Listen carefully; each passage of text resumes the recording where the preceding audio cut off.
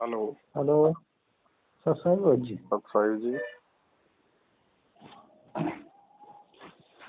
एक शंका थी मेरी। बताइए। ये मेरी शंका ये देख है, जैसे मेरी शादी हो गई है, हम्म। बहुत पहले हो गई। हम्म।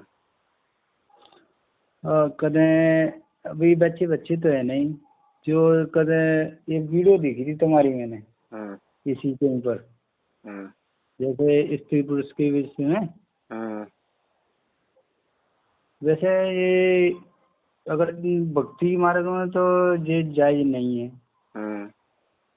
और जैसे अपना वंश चलाना हो तो फिर क्या करा जाए? वंश चलाओ। वंश चलाने के लिए परमात्मा ने कब मना किया? मालिक ने कहा कि अपनी औरत तक सीमित रहो, और जो तुम्हारे बच्चे हो जाएं, समझदार हो जाएं, उसके बाद इस क्रिया से दूर हो जाओ, फिर परमात्मा का भजन करो। अच्छा। ये थोड़ी कहा कि शादी मत करो, शादी करो तो बच्चे पैदा मत करो। ये थोड़ी कहा परमात्मा ने। परमात्मा ने तो खुद ही लीला करके दिखाई है बच्चे पैदा करने की। वही तो बात कर रहा हूँ मैं, एकदम मेरे झटका सा लगा। मैं ये कहने का अभी तो मतलब परमात्मा ने ये कहा कि अपने बीज को व्यर्थ में नाश मत करो, संतान उत्पत्ति तक सीमित रहो, और केवल अपनी एक औरत तक सीमित रहो। और जब व्यवस्था जब इस प्रकार की हो जाए कि भाई अब समय हो चुका है, परमात्मा की भक्ति को महत्व देना चाहिए, तो हमने उस अनमोल बीज को, भगत जी, फिर हमने बर्बाद नहीं करना, ये कहा परमात्मा ने। हाँ, ये तो बात सही है। खैर ये बारी पूरी वीडियो सुनी है मैंने, पूरी बात समझ आई मैंने। मैंने तुमने ये भी बताया है कि जैसे बच्चे समझदार हो जाए तो ये गलत काम नहीं करना चाहिए। मैं परंतु एक विषय पे मैं अटक गया। मतलब जैसे जब शादी है किसी की, उसके बाद में जैसे 20 साल करें, जैसे 30 साल या 25 साल तक होना चाहिए, बाकी बाद में परमात्मा ही नहीं होना चाहिए। देखो, जब आपके अंदर भक्ति प्रवेश कर जाएगी तो फिर उम्र नहीं देखी जाती कि 20 साल बाद में, 10 साल बाद में, 50 साल बाद में। जब आपके अंदर एक बार भक्ति प्रवेश कर जाए, परमात्मा प्रेरणा हो जाए और आपकी इच्छा उन चीजों से हट जाए, तो हट जाओ। जबरदस्ती का सौदा थोड़ी है कि भाई जबरदस्ती छोड़ना पड़ेगा। जबरदस्ती नहीं छूटती है चीजें। जो भी बात सही है तुम्हारी। अगर नहीं छूटता है तो परमात्मा ने कहा कि केवल अपनी स्त्री तक सीमित रहो, दुराचार मत करो, कहीं और मुंह मत मारो। ये चीज तो जब से मैं ज्ञान सुना, ये चीज तो गलत है। मैं कभी किसी के साथ हाँ, क्योंकि देखो भगत जी, भक्ति मार्ग में स्त्री का जो संग है ना, जो शारीरिक संग है, वो वैसे तो बाधक है। परमात्मा ने देखो, ये कोई जरूरी नहीं है कि भाई हम बच्चे पैदा नहीं करेंगे तो परमात्मा की आत्मा कहाँ से आएंगी, या हमारा वंश कैसे चलेगा। ये भी एक हमारी सोच सही नहीं है भक्ति मार्ग में आने के बाद, कि वंश कैसे चलेगा। हम यहाँ पे वंश वो तो बात चलाने आए क्या सही है। भगत जी? ये तो नश्वर लोक है, यहाँ तो एक दिन सबका वंश समाप्त होना है। वो तो क्या ठीक इसलिए है। परमात्मा ने कहा है ज्ञानी आत्माओं के लिए कि आग पराई आपनी, हाथ दिए जल जाए, नारी पराई आपनी, भोगे सर्वस जाए। ये तो दोनों के लिए बात हो गई, पराई भी अपनी भी। हाँ, तो मालिक ने कहा ना, आग चाहे पड़ोसी की हो चाहे आपकी अपने घर की हो, अगर हाथ दोगे तो आप जलोगे ना। तो औरत हाँ, चाहे अपनी खुद की भोगो या चाहे दुराचार करके किसी और की भोगो, वो दोनों नुकसानदायक है भक्ति मार्ग में। लेकिन कहीं जैसे परमात्मा ने एक ऑप्शन दे दिया कि ये जबरदस्ती का काम नहीं है। जब आपकी व्यवस्था ऐसी हो जाए, अंदर आपके भक्ति प्रवेश करेगी, तो ऑटोमेटिक आपकी इच्छा बंद हो जाएगी।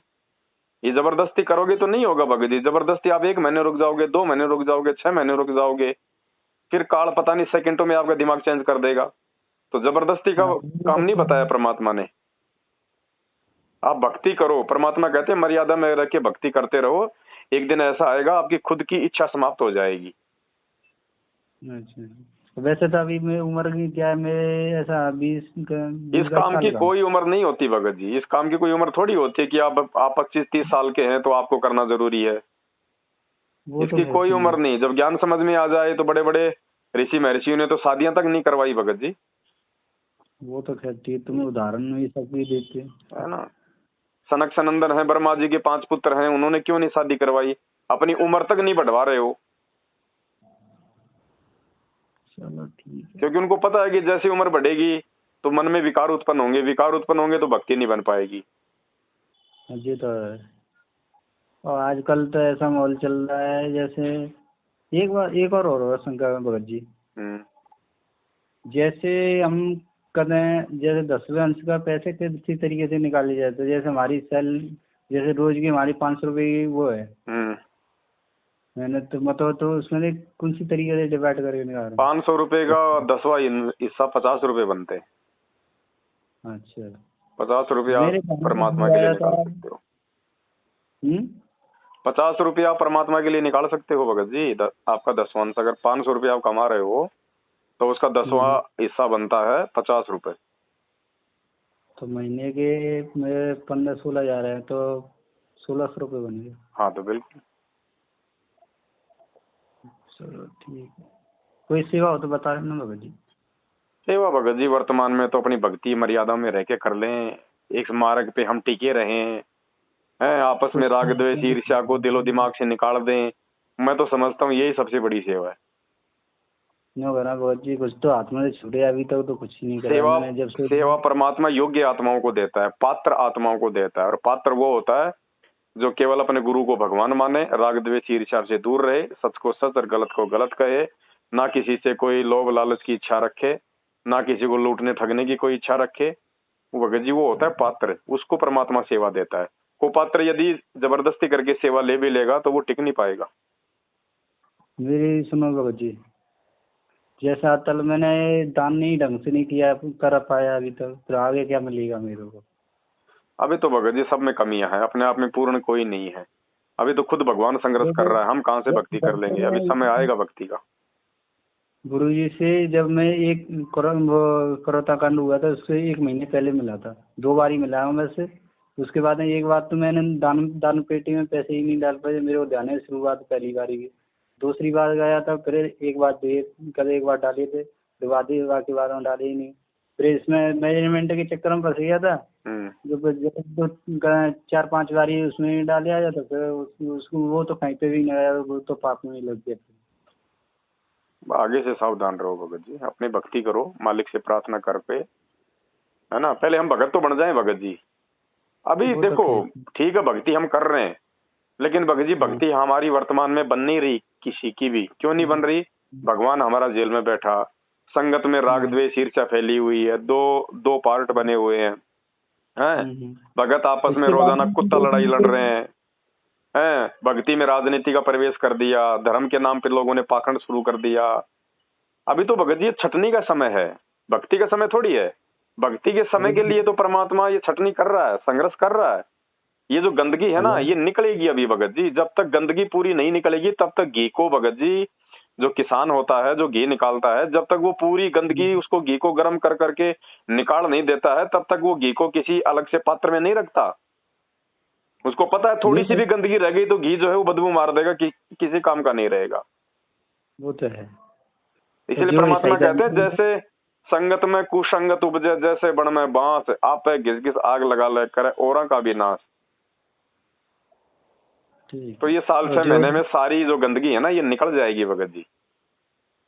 उसके बाद भक्ति करेंगे जब हमारे भगवान आ जाएंगे, पूरी पृथ्वी पे शांति का माहौल होगा, जो जगत में गंदगी है वो भी समाप्त हो जाएगी, भक्तों में गंदगी है वो भी समाप्त हो लेगी, जो परमात्मा चाहने वाली आत्मा होंगी, मान बढ़ाई से दूर होंगी, वो बचेंगी भगत जी, फिर होगी भक्ति। हाँ वो तो है। अभी तो भगत जी परमात्मा ने हमें सतयुग में प्रवेश करवाना है। अब सतयुग में प्रवेश होने के लक्षण हमारे हैं या नहीं है, उसी के तो छटनी हो रही है। 8वीं क्लास से 9वीं क्लास में बच्चा जाता है तो टीचर ऐसे थोड़ी बैठा देता है, उसकी परीक्षा लेता है भगत जी ठोक बजा के। अगर 1 नंबर से भी फेल रह गया, एक नंबर से भी फेल हो जाता है तो वो 9वीं क्लास में नहीं जाता, वापस उसको 1 साल दोबारा पढ़ना पड़ेगा। जी तो बात है। तो परमात्मा हमें भगत जी सतयुग में लेके जाना चाहते हैं, मिनी सतयुग में। तो मिनी सतयुग में जाने के हम काबिल है या नहीं है, इसी की तो छटनी हो रही है। इसी की तो हिसार जेल में बैठ के परमात्मा ज्ञान दे के परीक्षा ले रहा है। अब देख लो राजनेताओं के तो मैनेजमेंट ने तलवे चाट दिए। साथ संगत में कुछ लोग जो सेवा करने के लिए आए थे, लेकिन जब उनको मेवा नहीं मिली तो वो लोग भी अपनी गंदगी फैलाने लग गए। तो ये सबकी छटनी होगी भगत जी, सबकी। हेलो, जो एक वीडियो और बनाई थी, एक और देखी थी मैंने, सुबह से वीडियो ही देख रहा हूँ तुम्हारी। एक ईसाई धर्म के बारे में बनाई थी, वो भविष्यवक्ता है कुछ बाइबल में लिखे। वो अभी कल आई थी मेरे पास वीडियो व्हाट्सएप पे जी। कल या परसों अपलोड करी थी तुमने जी। वो भी मैं कुछ बोल रहा है तुम कर रहे हैं, उसमें तुमने सही बोला है उसके अनुसार।